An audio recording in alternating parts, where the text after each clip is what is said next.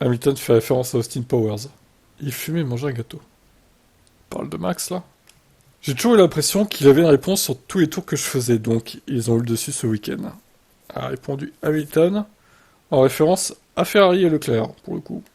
J'ai essayé, j'ai beaucoup poussé, j'ai eu beaucoup de dégradation des pneus, surtout dans le secteur du milieu. Verstappen n'a pas souffert de tout ça, le néerlandais a pu filer vers la victoire, Verstappen envisageait même de faire un arrêt au stand supplémentaire, pour refaire le meilleur tour. On a demandé à Hamilton ce qu'il en pensait, je n'en ai aucune idée, je n'ai pas parlé avec lui, il était en train de fumer et de manger une crêpe. Hamilton faisant référence à une citation d'Austin Powers sur les Hollandais et le marijuana. En d'autres termes, il se détendait en tête du peloton. Hamilton ne s'attend pas à ce que les différences entre les équipes fluctuent énormément lors des prochaines courses. Je ne sais pas combien d'autres vont évoluer au cours de la deuxième partie de saison, mais je pense qu'il y aura des changements. Je ne sais pas ce qui s'est passé avec Aston, comment ils ont fait un peu en arrière. Mais je suis sûr que McLaren sera fort dans la deuxième phase. Ferrari et nous, c'est serré. En fonction du circuit, ça changera. J'espère qu'on sera compétitif.